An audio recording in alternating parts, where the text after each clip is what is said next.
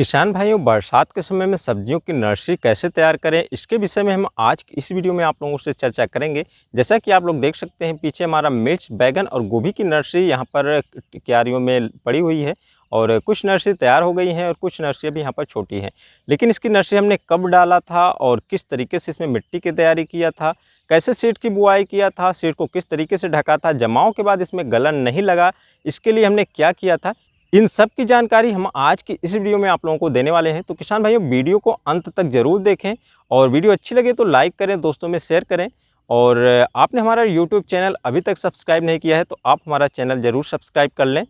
तो किसान भाइयों नमस्कार, मैं farmer Rahul Patel Panchvati organic farm में आप सबका हार्दिक स्वागत करता हूं। जैसा कि आप लोग देख सकते हैं, यहाँ पर जो हमारी नर्सरी बनी हुई है ये ऊंची उठी हुई क्यारियों पर पड़ी हुई है और इसका ये कारण होता है क्योंकि बरसात में जब भी बारिश होती है और फ्लैट में हम नर्सरी तैयार करते हैं तो वहाँ पर जल जमाव होता है, जिसकी वजह से सबसे ज़्यादा दिक्कत इसके गलन की आती है। और यदि आप यहाँ पर पानी को रुकने नहीं देते हैं, पानी यहाँ से गिर जाता है और बाहर चला जाता है, तो यहाँ पर आपका गलन बिल्कुल भी नहीं आएगा। और गलन के लिए एक और बात मुख्य रूप से जिम्मेदार होती है इसमें पौधों के बीच की दूरी, मतलब कि यहाँ पर हम सीड्स के बीच की जो दूरी रखते हैं, यदि हमारा सीड्स काफ़ी घना होगा तो आगे चलकर यहाँ पर गलन ज़रूर होगा। तो किसान भाइयों, इन कुछ बातों का यहाँ पर ध्यान रखना होता है और आगे हम आपको बताते हैं हमने इसमें शुरू से लेकर लास्ट तक कौन कौन सा प्रोसेस अपनाया है और किस तरीके से हमने यहाँ पर नर्सरी की तैयारी किया है।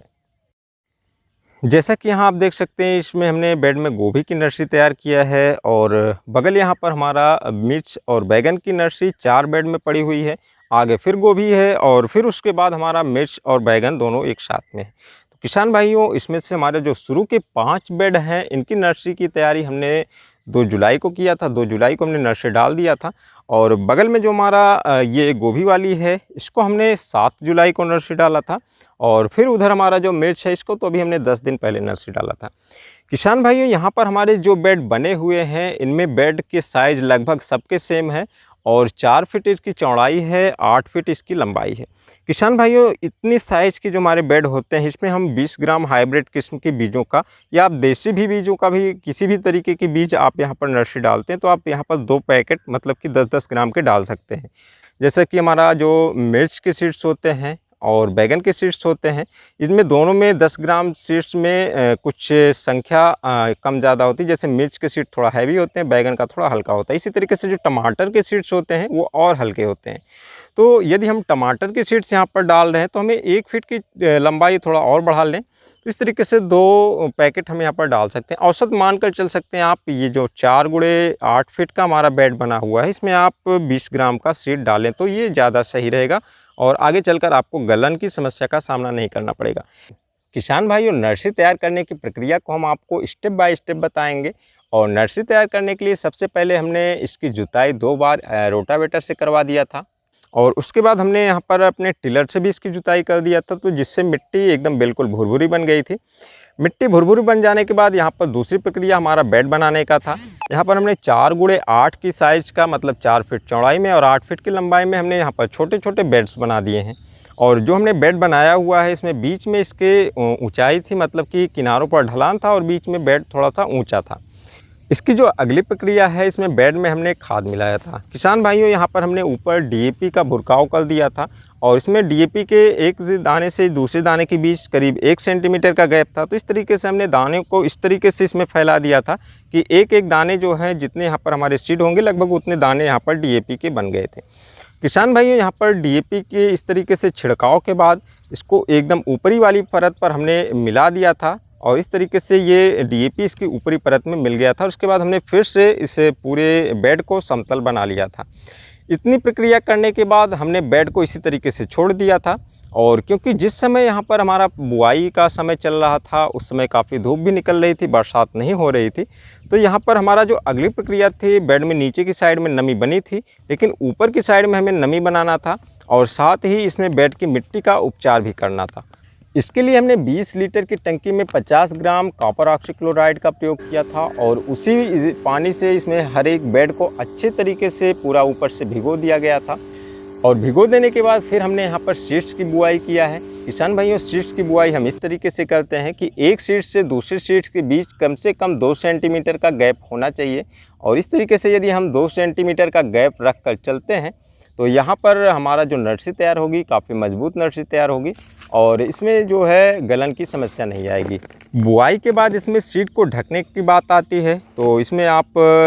मिट्टी से इसके सीड्स को ढक सकते हैं या उसमें आप मिट्टी में गोबर की खाद भी मिला सकते हैं। तो हमने मिट्टी में कुछ गोबर की खाद, सड़ी हुई गोबर की खाद को मिलाकर उसके द्वारा हमने इसमें बेड से जो भी सीड्स थे इनको अच्छे तरीके से ढक दिया था।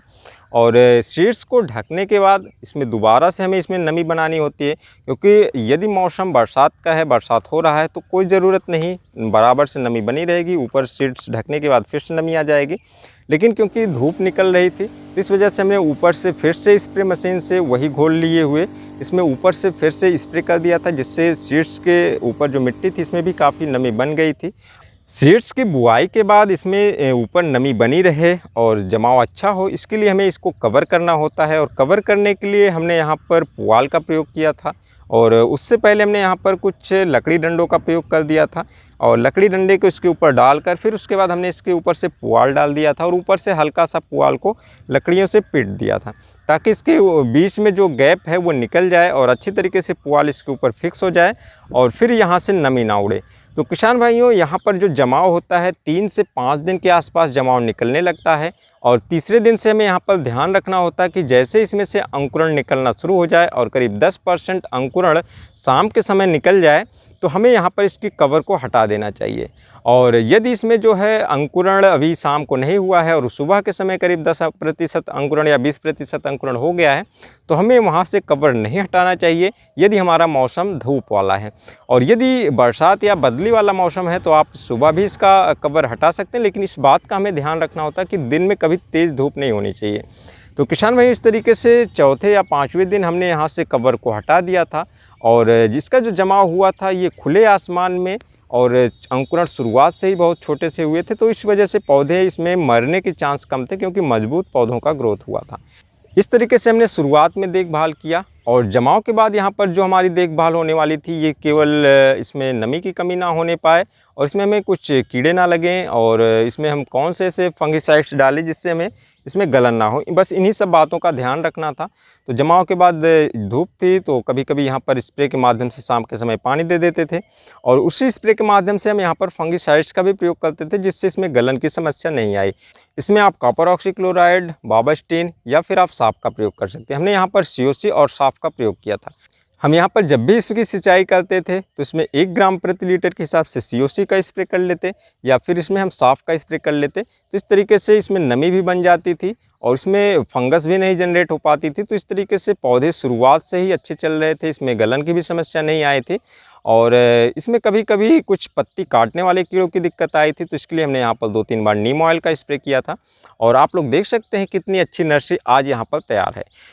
किसान भाइयों, इन बारीकियों को ध्यान में रखकर आप अच्छी क्वालिटी की नर्सरी खुद अपने घर पर तैयार कर सकते हैं और आप जो महंगे सीड्स होते हैं इनकी अच्छी नर्सरी तैयार कर सकते हैं। आप इसमें जो सस्ते सीड्स होते हैं जो आप घर पर भी सीड्स रखते हैं उसकी भी अच्छी क्वालिटी की नर्सरी तैयार कर सकते हैं। लेकिन अक्सर किसान भाई इन बातों का महत्व तो नहीं समझते हैं और जो लोग घर पर ही सीड तैयार करते हैं वो एक छोटे से बेड में बहुत अधिक संख्या में सीड डाल देते हैं और आगे चलकर इसमें सीड्स में काफ़ी ज़्यादा गलन की समस्या आती है। किसान भाइयों, आप ये देख सकते हैं ये वाली जो हमारी मिर्च की नर्सरी है ये हमारा आर्मर मिर्च है और इस समय आप इसमें ऑनलाइन ही सर्च करें या किसी भी दुकानदार के पास सर्च करते हैं तो आपको ये मिर्च के सीड बिल्कुल भी नहीं मिलने वाले हैं। और ये जो मिर्च है इसका अभी का जो रेट है करीब 850 के आसपास आपको ये 10 ग्राम सीड मिलेगा और आगे चलकर यदि सीड्स आता है तो अगली बार फिर से भी हम इसका ट्राई करेंगे। और काफ़ी अच्छी वैरायटी मिर्च के और इतनी महंगी सीड्स होने के बावजूद इसमें जो है आप देख सकते हैं हमने अच्छे तरीके से यहाँ पर जमाव लिया हुआ है और हो सकता है कि यहाँ पर 10% या 5% इसके सीड्स का नुकसान हुआ, लेकिन यहाँ पर 90% से ऊपर के सीड्स का अच्छा जमाव हुआ है और अच्छी नर्सरी तैयार हुई है। तो किसान भाइयों, यदि आप भी इन बारीकियों को ध्यान में रखकर नर्सरी की तैयारी करते हैं तो आप एक अच्छी क्वालिटी की नर्सरी सही समय पर तैयार कर ले जाएंगे और सही समय पर आपकी बुआई होगी तो आपको प्रॉफिट भी अच्छा होगा। तो किसान भाइयों, हमारी आज की वीडियो में बस इतना ही। वीडियो अच्छी लगी हो तो लाइक करें, दोस्तों में शेयर करें और एक नई वीडियो के साथ जल्दी आप लोगों से मुलाकात होगी। तब तक के लिए नमस्कार।